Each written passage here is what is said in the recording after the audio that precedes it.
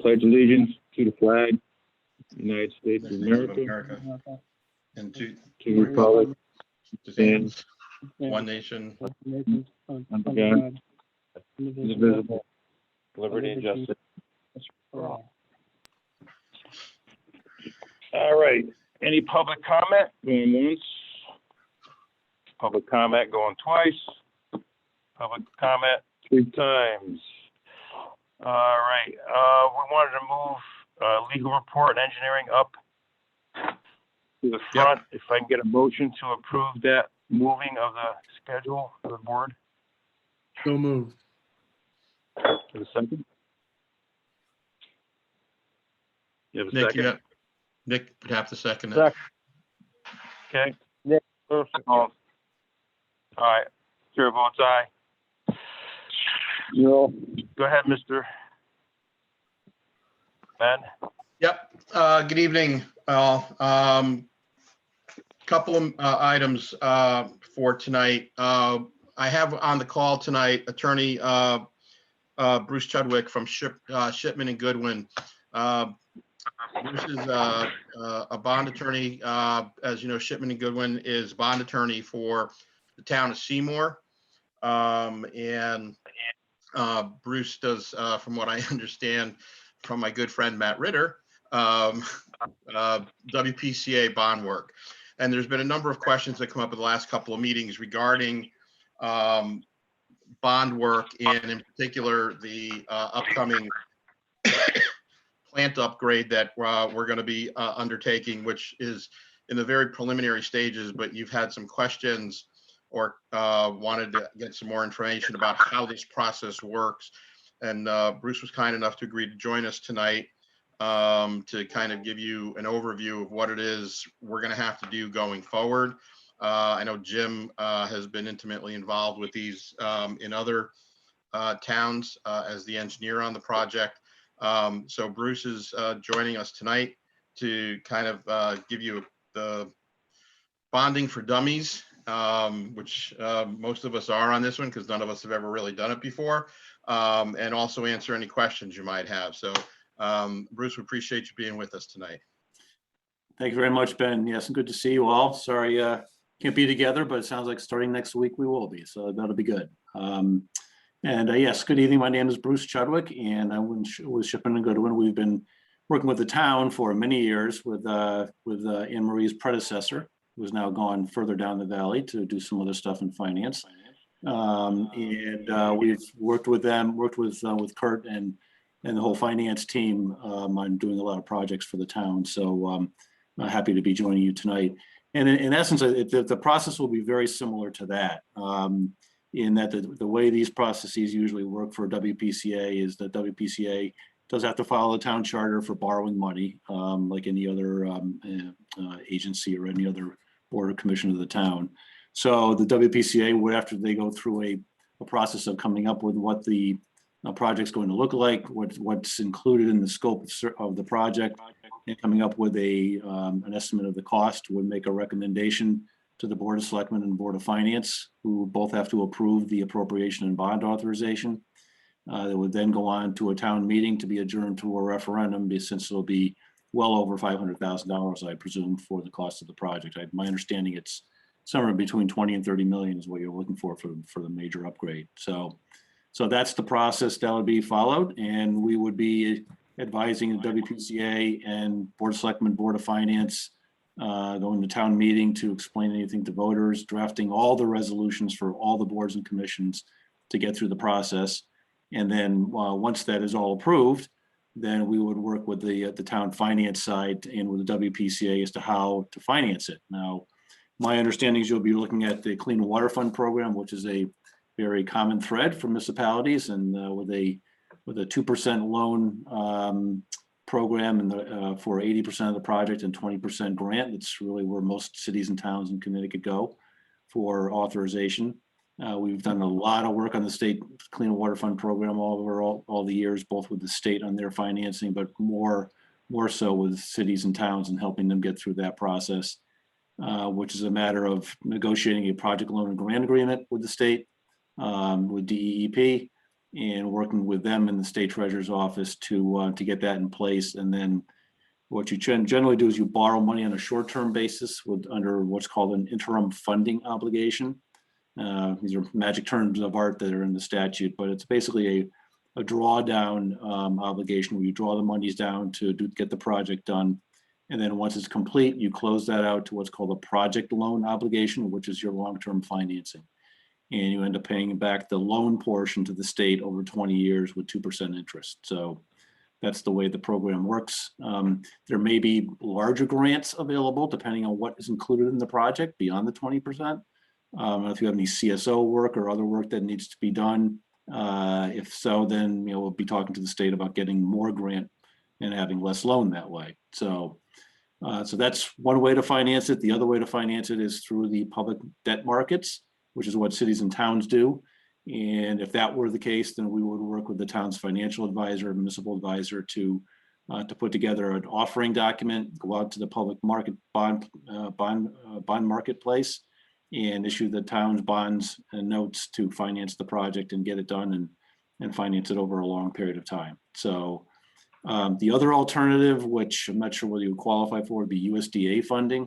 United States Department of Agriculture has a nice program in that it allows you to borrow money up to 40 years. So you want to stretch out the payments over a longer period of time than either 20 or 30 years under state law. You could go out 40 years with USDA. And they sometimes have even more favorable grant programs than what the state might have. So we would take a look at that as well. I'm not sure whether Seymour would qualify for that program, but we always ask because you never know what you may be able to get from the feds as well. So that's the general outline of the project. And again, what we do, like we do with the town, we are with all the boards and commissions every step of the way. We like to be involved with all of you so that as questions come up that you may have or that members of the public have before they vote to approve this, we're there to answer those for you and help the process along. So that's how things work in a nutshell. Thanks, Bruce. We've got 3 members of the board with us as well as the first select woman. So folks, if anybody has any questions of Bruce, any comments, not sure about anything he was talking about. This is literally not even the first step in the process, but I did want to bring Bruce down because our last 2 meetings, the issue has come up. There's been, I think, some concern about this project. Not that we have to do the project, but none of you have been involved in anything this large before. And clearly, when we start talking $20-30 million projects, the numbers become daunting. And I can assure you that Bruce is, this is probably one of his smaller numbers. He's done much larger projects. Tremendously confident in Bruce and Shipman. I know they've done wonderful work for the town. So if anybody has any questions or thoughts, concerns, anything you'd like to ask Bruce at this point, feel free to jump right in. Don't be shy. I'm going to try to do this between my child being very excited for your presentation, clearly. Oh, sure. No, I'm actually going to have a luncheon with Anne Marie's predecessor because before this was on the docket, I said, you need to give me everything you know about this process. We're going to go a little further. I'm very disappointed that this didn't work into 2 of our other members' schedules because I know, especially one of them would have had some questions, but I'm sure they can reach out to you directly with anything specific. But as Ben said, we're very early into all this, so there's plenty of time to learn all the fun stuff. But I'm confident this is going to be a good process for everybody. Thank you for presenting. I'm sorry, Bruce. With your consent, I will forward your email and office number to the members of the board if they wanted to reach out. Please note that we have not yet formally retained Shipman and Goodwin. We would have to do that, and because I'm not sure what their agreement is with the town, but I think Bruce, correct me if I'm wrong, because the WPCA is its own separate legal entity, we would have to retain you for the WPCA for this. Is that correct? You know, I think that would be a good idea, Ben. Yes, to do that. I think that this project would be outside the scope of the current fee arrangement we have with Anne Marie and the Board of Selectmen. So that would be an appropriate thing to do. So, All right. and as far as sending over the contact information, yes, please call me or email me anytime, any of the members, if they have questions or comments, and I'd be happy to answer those. One thing I do want to add on though too is that the WPCA statutes allow municipalities to pledge not only the full faith and credit taxing power of the town, but also revenues of the system can be pledged to pay the debt service on the bonds, or any combination thereof, including benefit assessments, if that's something the town would be interested in. So, so you can actually, determine to bake in a piece of your user charge, a debt service component, and therefore the direct users of the system would end up paying back at least a portion possibly of the debt service on the bonds, and that way it wouldn't be an entire obligation of everyone from the town going through the tax rate. But you have the flexibility to do that, and that may be helpful or not depending on how many people are on the system. If I could just ask a question, are most or all of the residents and businesses on the sewer system, or any still on septic that are not included in the system currently? I Most can of- answer this. Go ahead, This is John. Jonathan Morrow. Basically, under 4,000 residences and businesses are connected. We have equated that to about 45% of the citizenry of Seymour. So it's not even close to 90% or anything like that, which I know is more typical. So. Mm-hmm. Yes, exactly. And that may influence your decision as to how you want to, what revenues you want to pledge with under 50% of the town on the system. Now, of course, an argument can be made, for projects like this, it benefits the entire town. Heaven forbid you ever are under a consent order from DEEP to have to increase or upgrade the plant. But people also use it for dropping septic at the plant, possibly even if they're on septic systems. So there's an overall argument that everyone should have some stake in this for the town. But that's something that you may want to think about with under 50% actually connected. Should there be a separate fee for those 45% that are connected, since they are using it directly day in and day out? That's just something to consider.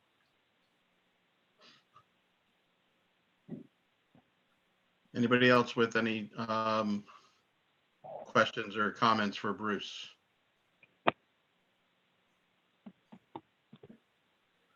All right, so Chairman, we appreciate you moving this up. I don't want to have Bruce sit through writing as they are. He can watch them on YouTube. But Bruce, I will forward your email and office contact information to all of the members as well. And I know Anne Marie knows how to get hold of you as well. And also to Jim Galligan, who is our engineer as well. With that, if you have no other questions or comments for Bruce, I'm gonna let him go have his dinner. It looks like he's sitting in his house. And we can move on with the rest of the legal report. And so one last time, any more questions for Bruce? Bruce, we appreciate your time, appreciate you joining us tonight. And I will get that information off to everybody. And Bruce, I will copy you on the email, so you also have everyone else's email as well. That'd be great. Thank you very much. Thank you, everyone. And happy birthday, Ben. Thank you, Enjoy Bruce. your birthday cake. Thank Thank you, you. Bruce. Be in touch with Appreciate it. everyone. Thank you. So we got two other items on the legal report for tonight. One is the sale of the liens. I've had a discussion with an entity that purchases liens, a company called Tower Capital Management. They've bought a number of WPCA liens across the state as well as across the country. And they are tremendously interested in this. Viola is providing them with information that they need to look at this. I've had a conversation with Attorney Paterla, who's the town attorney for Seymour. Rich is looking at the statutes, as am I, but Rich is presently of the not formal opinion yet that if we do this under the statute or under our charter with as a bid or an auction, which is not the worst thing in the world. The towns that have done this as an auction have realized higher amounts, higher payments for the liens. We're sitting right now at about $1.4 million in receivables. And Viola is working with Tower Management, and they understand we may have to go to an auction on this, but they're still working with Viola and Melissa to gather the information so that if we do have to go to auction, we'll have all the appropriate information that any bidder would need. So I appreciate Tower doing that. Any questions on the lien sale? We're still waiting on a attorney, and he and I have been having conversations about that. We hope to have more information, not hope, we will have more information for you at the March meeting. The third item is the vac truck. You received a copy of the town attorney's opinion on the acquisition of the vac truck. Because it exceeds $100,000, even on a lease, we've got a couple of issues that we need to deal with. One is the actual acquisition of the truck itself, because it's about a $500,000 purchase. We have to go through the town's RFP process with that. And I've been in contact with the First Selectwoman's office and the purchasing department and finance department, have provided them the specs. We're going to have some more conversations over the next week or so to finalize how we can go about doing this. The second part of this is because, as I understand it, because it exceeds $100,000, we're going to have to go to a town meeting for this, particularly on the financing of it.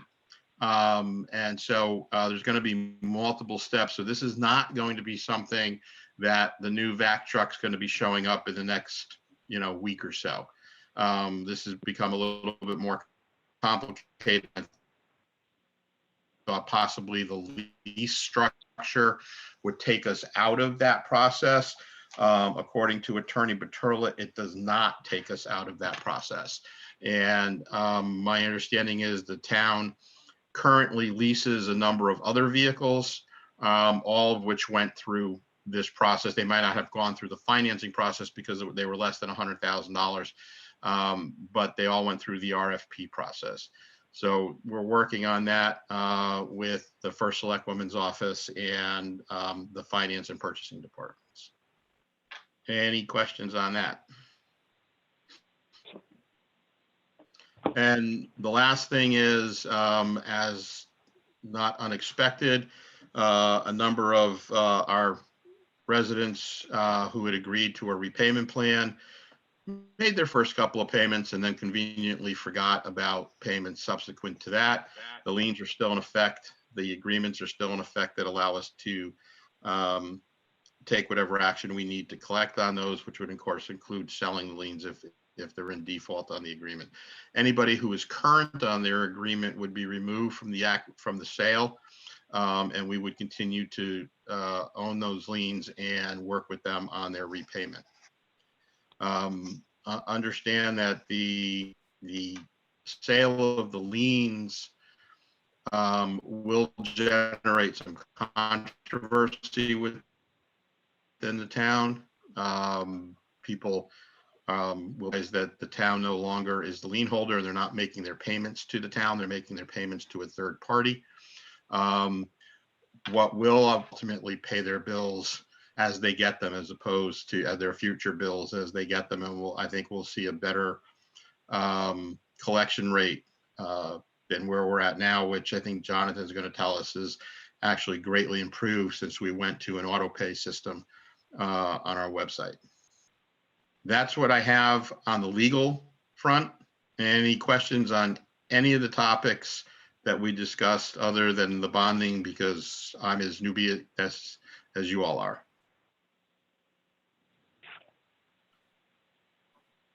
Bob's shaking his head no. And I can't see Nick and Jim, but they're not saying anything. No, I I think think they're- I'm sorry. I'm good. Yeah. Okay, great. I appreciate you moving us up on the agenda. As I said, I had another meeting to get to tonight, and I know I didn't want to keep Bruce here all night. He was doing us a favor tonight. So with that, Mr. Chairman, the legal report is completed. As always, you all have my emails. If you have any questions, please feel free to email me or give me a call. Thank you, Ben. Thanks, folks. Have a good night, all. Good night. Thank you. Night. Happy birthday. Yes, happy birthday. Jim Galligan, you're up. All right, thank you for moving me up. I have another Zoom meeting at 7 tonight. Sangria? Sad boy. Oh, you had quesadilla and you had half of your meatball. I warmed up one of your meatballs and some. You doing okay? Did anybody ask us if we wanted meatballs? I mean, I would have been okay with that. Oh, sorry about that. Get the wrong one. I will have my wife make, she made a sweet chicken sausage meatball for my son to take to school. So Sure. he can have, well, I'll bring, that's what we will bring to the next meeting. Good, huh? That's okay. I had mine on mute this whole time because the two dogs have been going at it. So hopefully they'll calm down while I'm talking tonight. As will Good I. evening. Yeah. A couple things to cover. The manhole frames, DJ is out, been out a couple of times, a couple of days now, repairing the manhole frames. He seems to be getting about 4 a day done. I anticipate it'll be done in about another 2 or 3 working days. He does expect to be there tomorrow. He's getting his hot mix out of Brooklyn. We're checking the temperature on it. It's over 275 degrees. So far it seems to be working pretty good. At the South Derby pump station, we've made application to, or making application to the Inland Wetlands Agency to get an approval for the removal and replacement of the fuel storage tank. There is no wetland activity associated with the project. However, it is within the upland review area. Is somewhat of a procedural thing, for lack of a better term, and expect to have that for next meeting. Oh, here we go. It's going to start now, right? North Derby. Great. North Derby, thank you, Walter, thank you. The trees for the plant, the tree removal that we were doing at the plant, I talked to Tony about asking to have get a purchase order that you approved last month. One of the things that came up was that the auditors prefer to have that project put out to bid. I've assembled a bid package already, and we'll put it out to bid this week and have a opening and a recommendation for you for next month's meeting.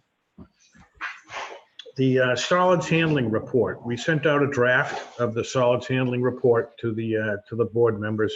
I wasn't planning on going into it in great detail tonight because we're going to have a face-to-face next month, and I think it's a lot easier to do that there. However, one of the things that I did want to note is that the preferred alternative was cost for the preferred alternative is a little bit higher than what we had estimated in our capital improvement plan. So we're going back. Jim told me to go back and update the costs we have for our capital improvement plan. As you know, we're at about $20 million. And, as you heard tonight, we're talking $20 to $30 million. But we'll have updated numbers for the commission at the next meeting. And I'll be looking to have a recommendation from the board as to whether they could accept the report and finalize it so it's no longer a draft. The TV inspection work that we have been doing, the internal pipeline TV inspection work continues. We're about a third of the way through. We've identified numerous locations where you have significantly cracked, broken pipes, disjointed joints, um, locations where you have imminent failure, but it's not imminent immediate failure. So there's going to be some follow-up as far as repairs are going to be concerned. We'll have a repair program probably next year to identify and repair the piping.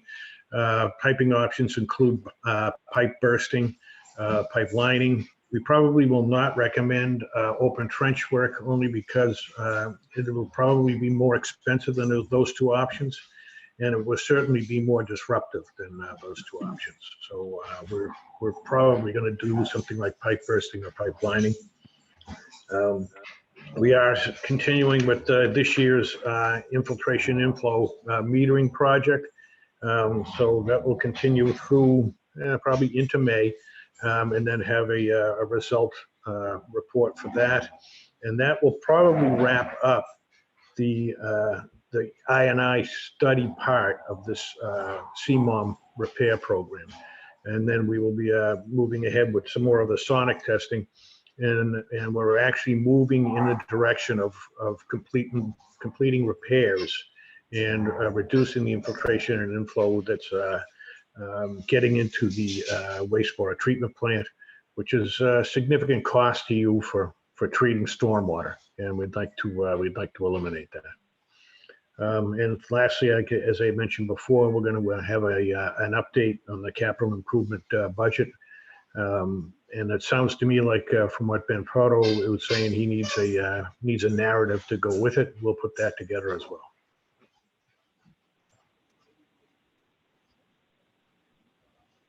Anybody have any questions for Jim?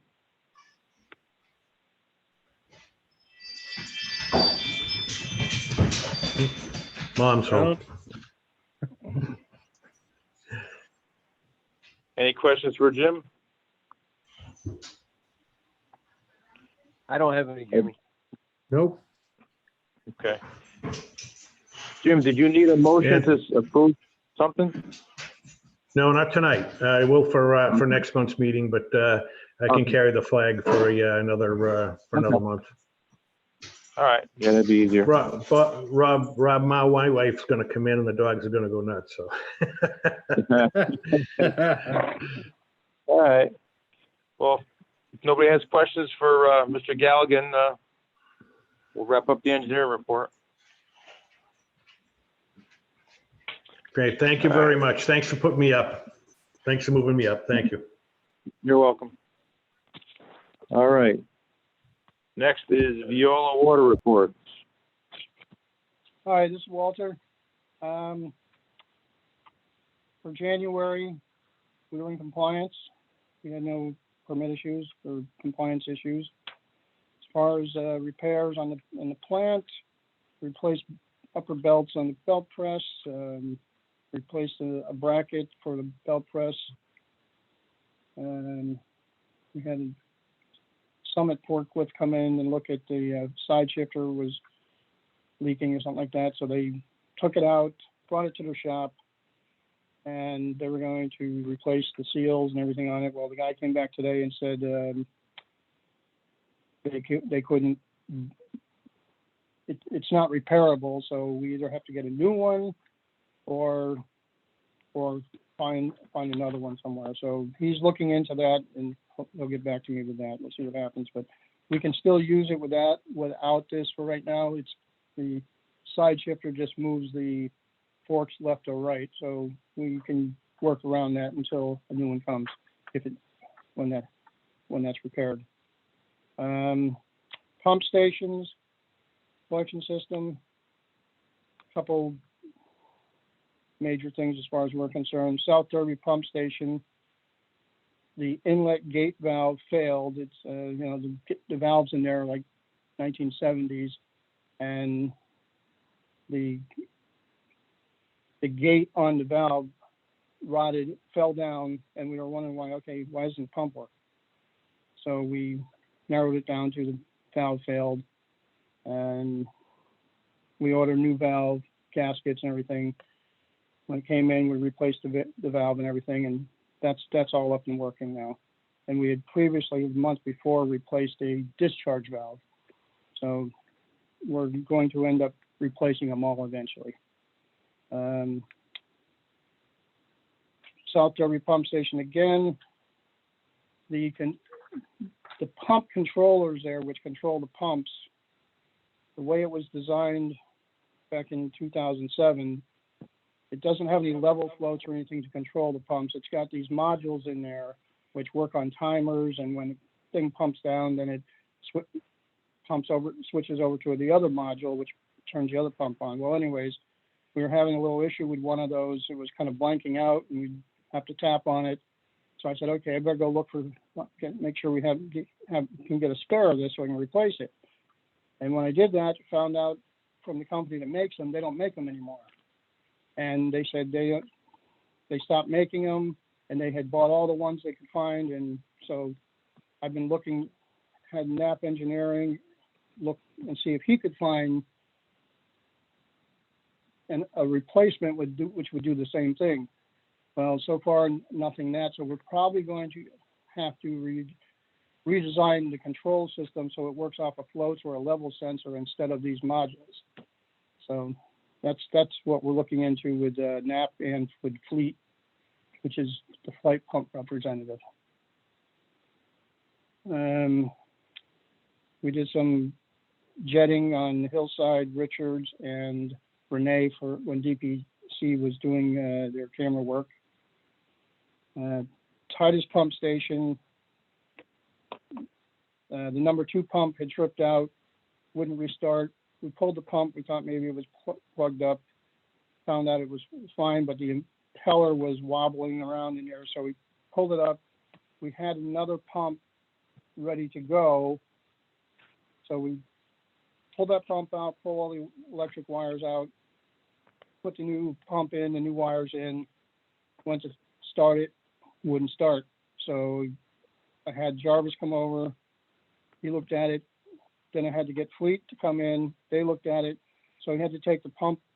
There's a connection where the wires go into the pump, and it's some terminal boards in there. So he found a loose wire, tightened that back up, put it back together, and away we went. So that's all back together and running.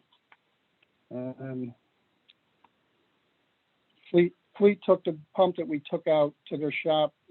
We're going to get a repair or a replacement quote on that. We're waiting for that.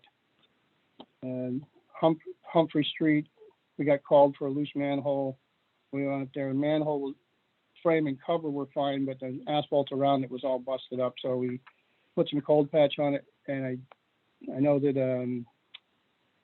DJ had called to get some frames and covers for some of the other ones, and I asked him about that, and he said, yeah, he was already looking into that, so he's probably going to end up paving around that pretty soon with permanent patch. So, as far as the roof leaks, we still need to get something resolved with that. Pump controller. The Anox mixer, one of them failed, so we had it sent out to get a repair quote, and they came back, and that's what was in the package from Carlson, and it was going to cost $9,000 to $10,000 to repair it versus $11,300 for a new mixer. So I'd like to get a motion to approve the new mixer. It's more than half. The repair is more than half the cost of a new one.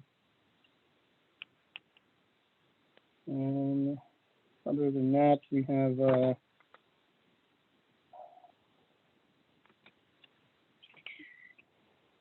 safety training, HAZCOM, and emergency preparedness and response. And lost time accidents, 9,919 days without lost time accident. Okay.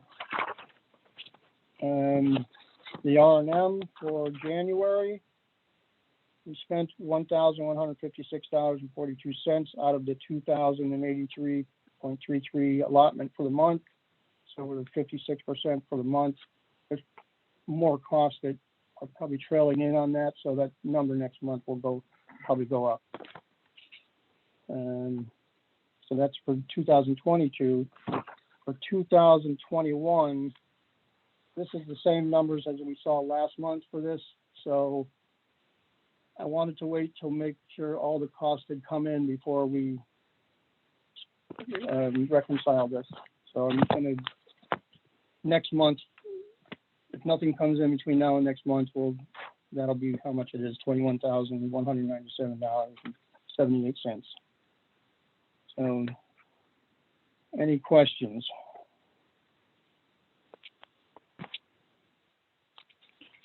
Walter, this is Jim. Did you get a quote for a new mixer? Yes. Carlson is the rep for Sulzer. That's who makes the mixer. There was a quote just over 10,000. 11,300 for a brand new one, 9 to 10,000 for to repair it.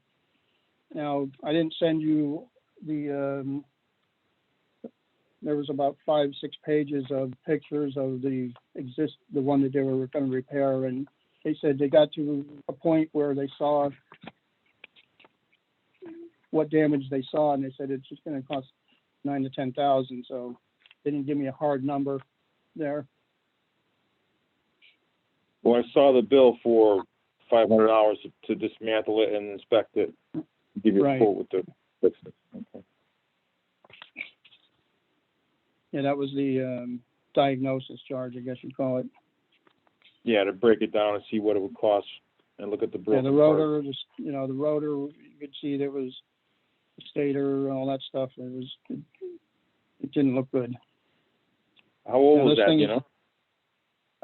It's at least 5 years old. These things are underwater. They're and they run 24/7. So Yeah, it's not full duty, yeah. for a while there, we were getting replaced. They were replacing them for free because they were under warranty.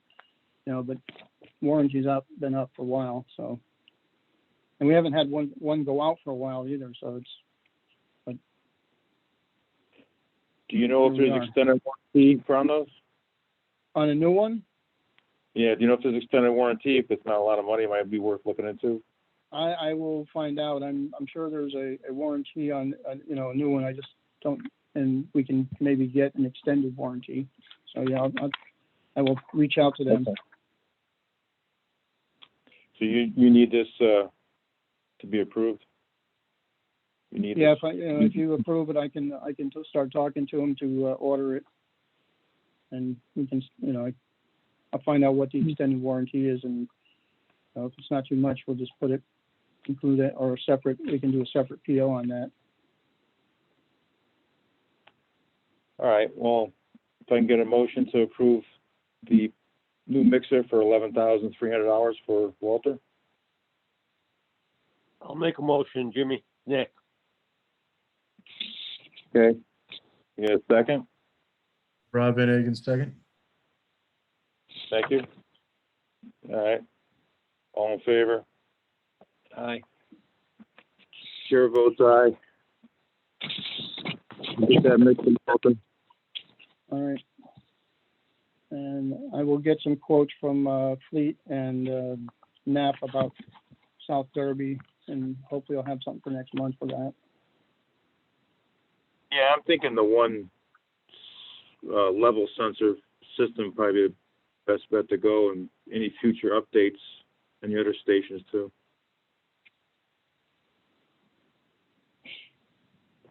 All right.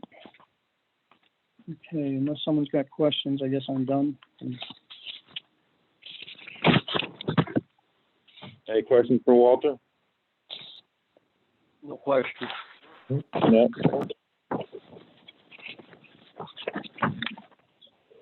Next is income report. Good evening, lady and gentlemen. This is Jonathan Morrow.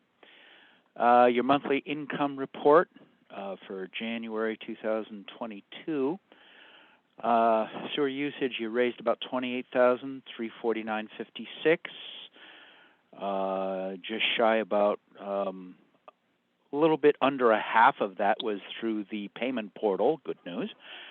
But this is a slow month. January usually is. You know, the late notices went out prior, and we've got the collections off of that. But everything that I've seen points to between 89 and 90% collections. Obviously, as it gets closer to April, I'll be able to have a good 6-month total, you know, to give you a firm number. Next up, your financial report. You have a active cash balance as of the end of January, approximately $1.057 million, with a capital reserve account of $1.07 million. And last month's bills came to $162,865.07, which you approved. As to ongoing collections, Attorney Proto addressed that nicely, and I have furnished him with a report of who's been actually paying and who hasn't been, and we actually had a couple of payoffs, which was nice. But otherwise than that, nothing too much from my end.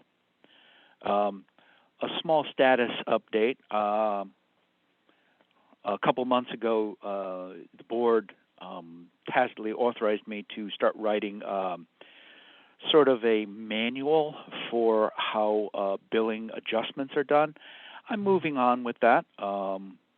I'm basically, it's hard to get all my thoughts down in one page, so I'm sort of setting it up as a small book with a couple of chapters. But whatever the case, I just want you to know that it's not sitting in some circular file.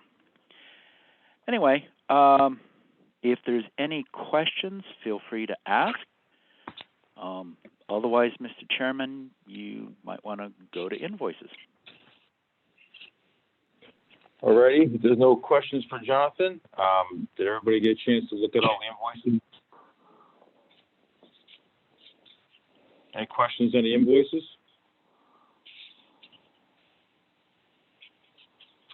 All right, hearing none, I'd get a motion to pay the invoices.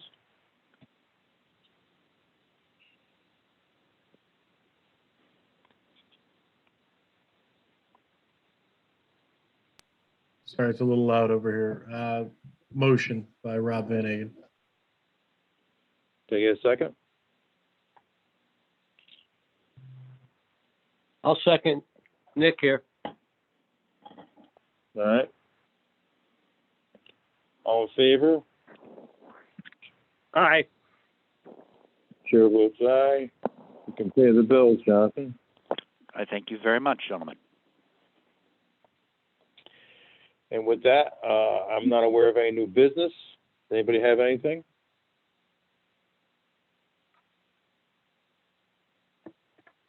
No. If no new business, no new questions, or I'd make a motion for adjournment.